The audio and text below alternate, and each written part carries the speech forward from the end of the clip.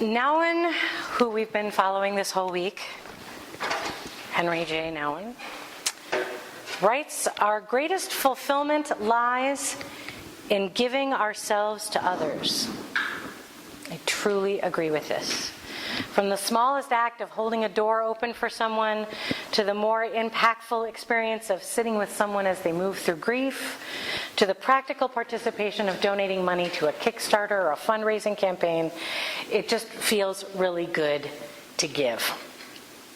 And he goes on to say, our humanity comes to its fullest bloom in giving. We become beautiful people when we give whatever we can give. A smile, a handshake, a kiss, an embrace, a word of love, a present, a part of our life, all of our life. So this took me wandering down the path of given, becoming intertwined with the idea of giving. And that when we are giving of ourselves, our time, our skills, our attention, whatever it is, we are participating in a process of the best of us being given. So names like Jesus, Mother Teresa, Nelson Mandela, they always come to mind when we think of people who've given of themselves, because naturally they're the heavy hitters. I like to think of them as the first string of givers. However, there are so many more. And so just a couple examples. Kurt Toftland, who's the founder of Shakespeare Behind Bars. This is a man who had a vision to bring Shakespeare to men in the correction system and men in like the serious correction system. Over the past 20 years, this man has given his time and his passion to bringing life-changing experiences to these men. And not to mention just the inmates, but the guards, the families, to people who come see them. They've got a documentary out. Everyone who is touched by this. And there's documented evidence that the men who participate in Shakespeare Behind Bars do not return to prison. This man has lowered recidivism rates through his passion and through the art of artistic expression. And he's working with quite possibly the toughest population ever. So that's a giver who I love. And then locally, everybody go, oh, oh. Straw for Dogs. This organization was one of the first agencies that we tithed to as Spirit Stone. And before Spirit Stone existed, I had never even heard of these people. It's mostly volunteer driven, and they respond to the needs of dogs who are living outside in the cold. Their dogs are not always in a neglectful situation or neglected situation, but often they are. And these people will step in without any judgment. They don't condemn people. They don't take the dogs away. They will come in and say, how can we help you? And they'll build these dog houses, and they'll put bales of hay out, and they do whatever they can to keep the dogs healthy and warm and safe. And I'm not sure if anybody knows, it wasn't anywhere on their website when they first started, but as of now, they've provided 60 free shelters and 123 bales of straw for dogs in our community. They've also provided veterinary care for over 50 animals, and through their rescue and rehome program, they've assisted 24 cats and dogs. And that dog is so proud of his home. Look, that's my house. Look at my house. So there are people all over the world.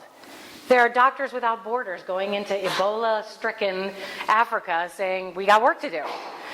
Bless you. We've got folks who go down to Beans Cafe and pour bowls of soup for guys at men and women at Brother Francis Shelter. All of us in some way on a daily basis are somewhere on this continuum of giving.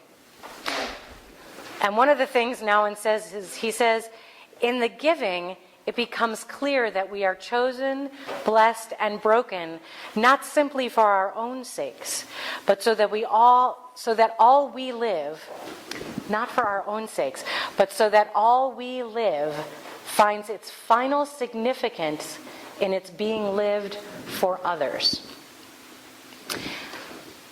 I read that quote a few times, and I hear it and I feel it in a couple different ways. And so I want to look at it, and I'm going to use a familiar text to sort of look at both sides of it. And the familiar text is The Giving Tree. I've always loved this book. And it's always represented to me this idea of unconditional giving, sacrifices that we make for those we love so dearly. The way my mom when I say, Mom, so there's this financial glitch that came up. And she doesn't even bat an eye. Her comment to me and my sisters is, look, I'd rather be alive to see you enjoy it than wait until I'm dead and then not know what you're doing with it. This way I can still be here for you and I can still participate. So the way that she will step in and do that, or the way when we generally have a friend in need, if we get that call, we drop things and we go. We just do this for each other. And so if you read this story or you know this story, you know what I'm talking about. It's just an unconditional giving. The tree so loves her pal that she's willing to give of herself completely in order for him to find happiness, and without judgment and without any conditions. And in the very end, she gives him a place to sit and rest. And that's enough for her. Recently, however, a friend pointed out to me a highly dysfunctional perspective on this story that I never thought of. She noticed that we use the graphic for the giving tree in our newsletter. And she commented that when she reads this book to children, she teaches, and I quote, "No one should give and give without a response. No one should take and take as the boy does." It's a valid perspective. In a way, she's very right. It's kind of like the joke that I make about the annual picnic for Codependents Anonymous, where nobody gets to eat because everybody's up making sure that everybody has everything they need. Just think about it for a minute. Just take a moment. But the thing is, I love this story, and I will always love this story, because the tree is okay with that. She doesn't feel abused. She doesn't feel like she's being taken advantage of. She feels this is her purpose, is to give. So she's not sitting there thinking, God, I give and give and give. This kid is an ungrateful piece of work. She's not judging him.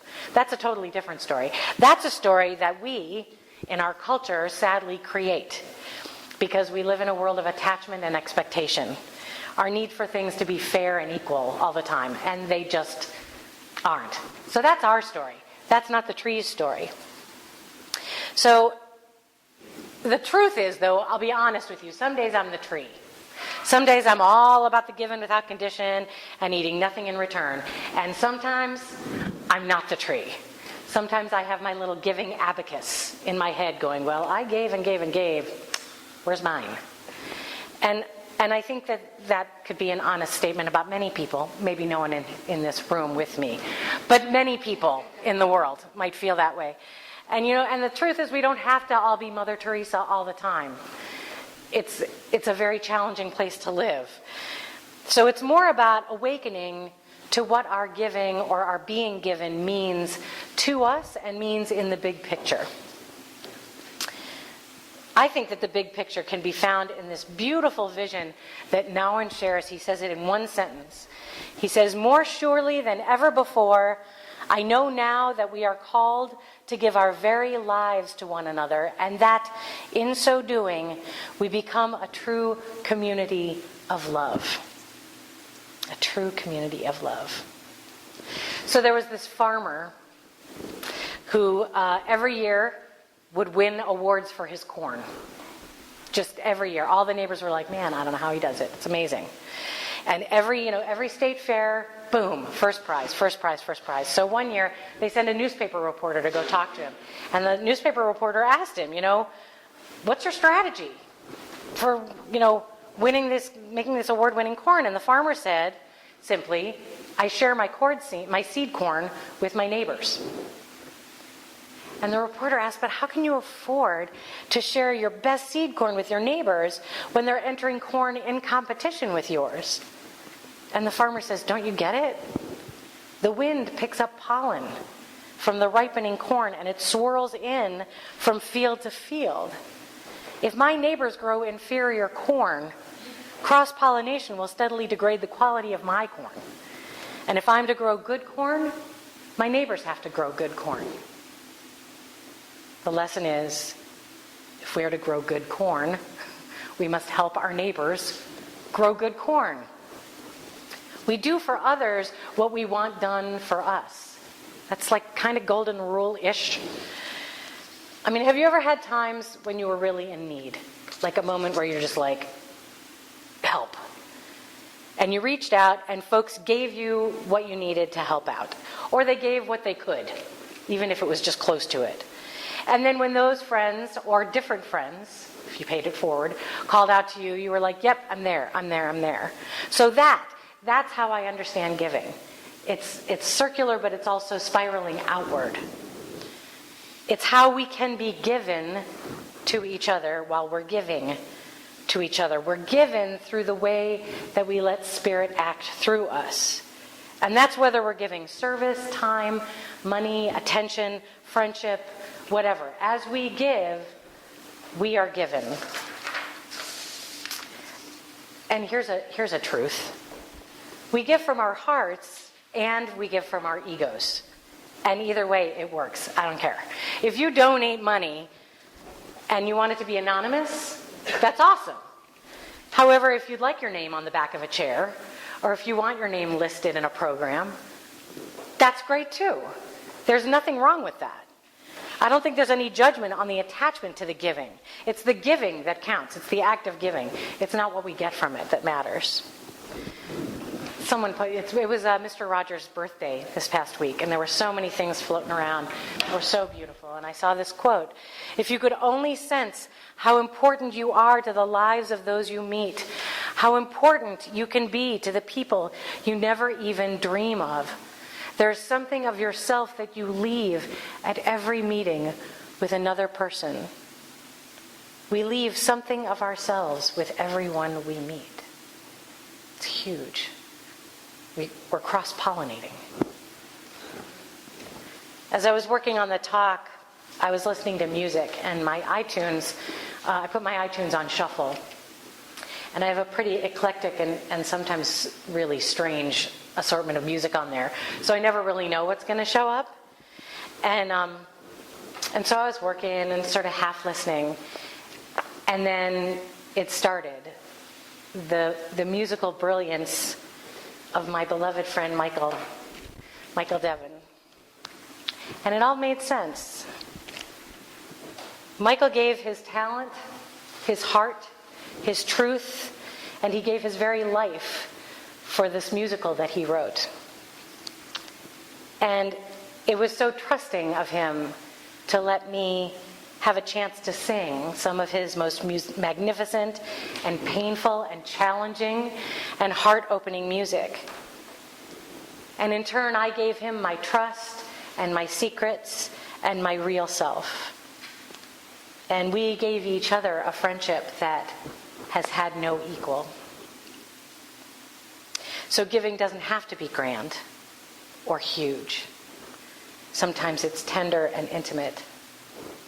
Sometimes it's just a heart-to-heart. Let me just leave him up there for a minute.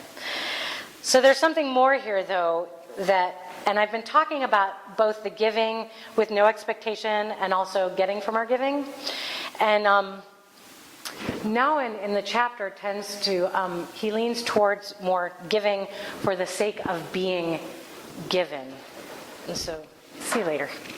So he wrote, "We tend to forget that our real gift is not so much what we can do, but who we are. The real question is not what can we offer each other, but who can we be for each other." So I was recently introduced to this Yupik creation story. Not really creation story, the creation of human story.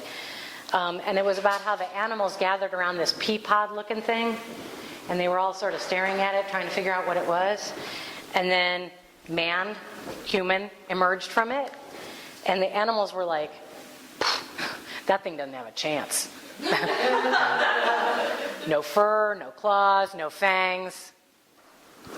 It walks on two. It's not going to make it. So the animals decided as a group, we're going to have to give ourselves up a little bit. So we're going to have to give up some fur, we're going to have to give up some meat, we're going to have to give our lives in order for this thing to survive. Which, I love this story. It's so beautiful. And it totally explains to me a long stretch of path to get there, why we say grace or why we give thanks before we eat. To me, it goes back to this, that they were like, all right, we got to give so that this being can sustain itself. And so without them, without the support of these beings, we wouldn't be here. And so it's not just what they gave. It was the fact that they were giving of who they were for us to move forward. So from a man who has translated the Upanishads, sorry, I had a brain moment. Aswaran wrote, "In the spiritual lore of India, it is said that God whispered only one word in our ears when we were sent into the world. Give. Give freely of your time, your talent, your resources. Give without asking for anything in return. This is the secret of living in joy and security." And so one last thought on this idea of giving. Many of us have heard the expression, giving of your times, talents, and treasures. If you've ever attended any church, you've heard this expression. And it's a pretty common phrase, and it's true. We can give of our time and our talents and our treasures, our time and our resources, whatever it is. However, the time and the resources seem more concrete things. They're concrete, needed gifts that impact people who receive them. You know, money keeps the lights on. Time and volunteering keeps ushers busy. God, I hope we don't ever need ushers. If we do and you want to usher, you can. But I say just sit wherever you want to. But Nouwen clarifies a distinction between talents and gifts. And I really liked this. He said, "We may only have a few talents, but we have many gifts. Our gifts are the many ways in which we express our humanity. They are part of who we are.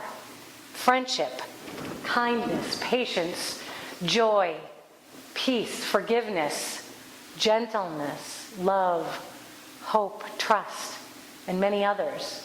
These are the true gifts we have to offer each other. Patience, trust, gentleness, these are so powerful. Patience can be a challenging gift to give, especially in our world today. The ability to sit and listen to someone sharing from their heart about something very important to them. The ability to stay present, to not check our phone, to not look at the time, to not let our minds wander to, oh my God, I've got so much to do today. Yeah, no, I'm listening. This is a challenge. And yet, our presence, our very presence is such a gift. And so we know how precious that is when we receive it. We know when someone's listening to us, we know what that feels like. And so it's humbling and powerful to then return that.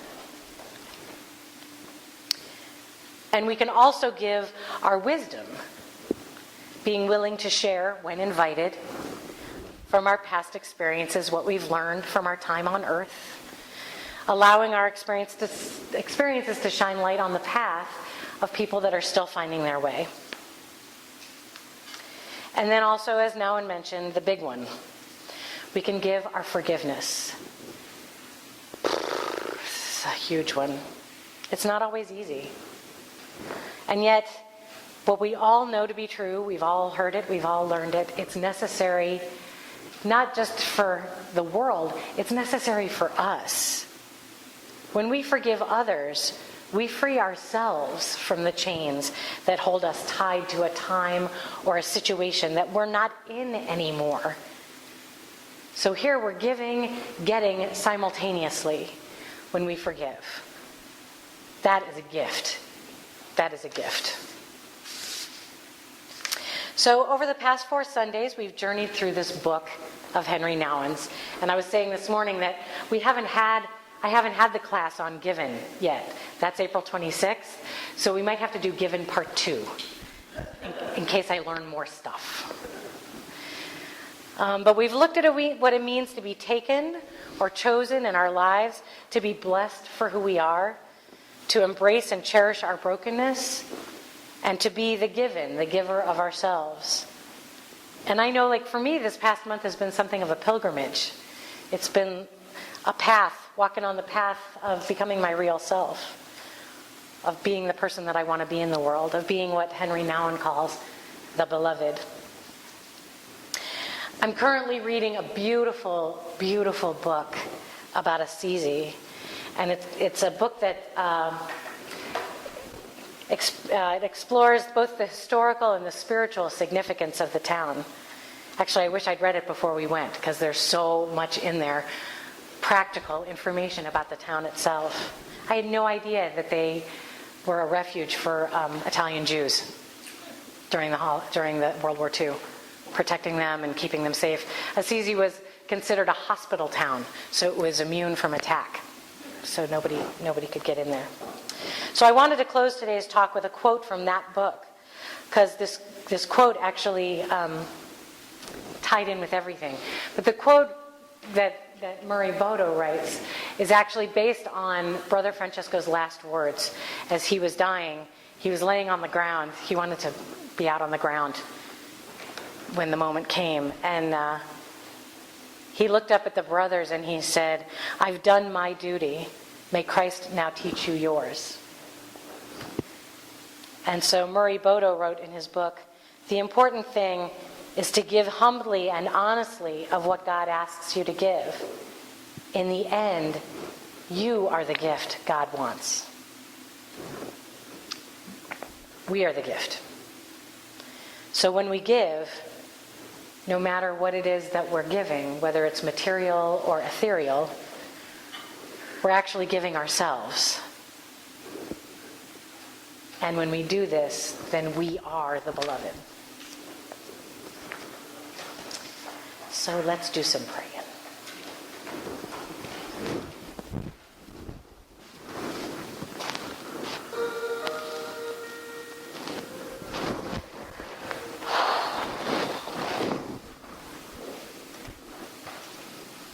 Oh, this life is a mystery.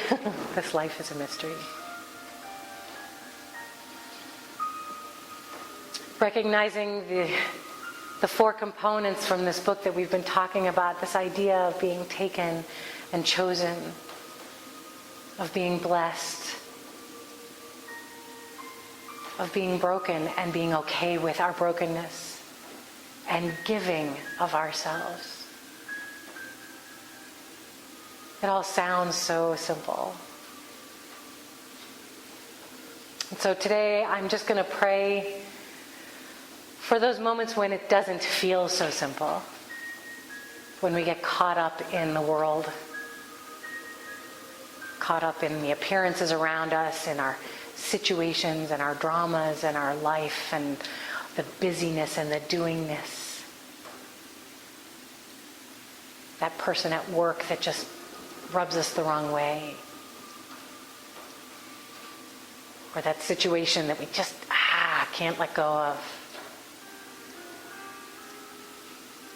Or those worries that weigh on us.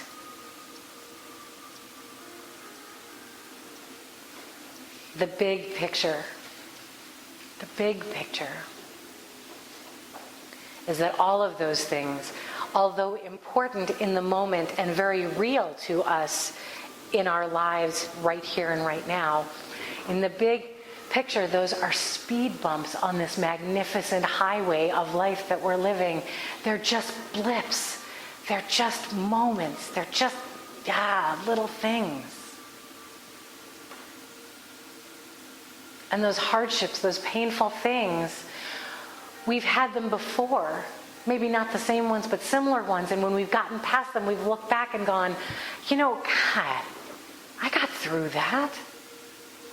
I got through it. As the saying goes, our percentage for surviving tough times is 100%. Because we're here. And so whatever it is that's weighing heavy, whatever it is that's weighing heavy,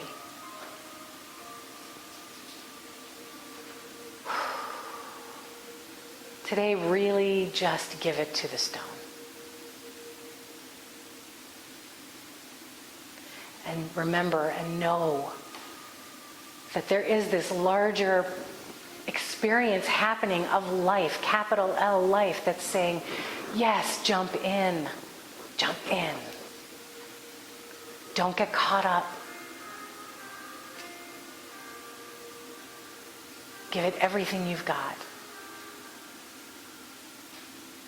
Because as far as we know, this is it. This is the moment. And so let's hold up the joy and the peace and the comfort and the wisdom and the strength that we have gained as we've lived all the moments before this one, and bring them full force as we move forward. Let's be the beloved to ourselves and to each other and to that person at work and to whoever that was that cut you off in traffic. Wherever it needs, be the beloved. Let's be the beloved.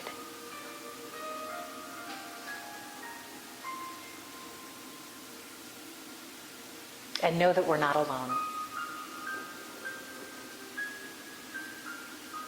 So if any of us need support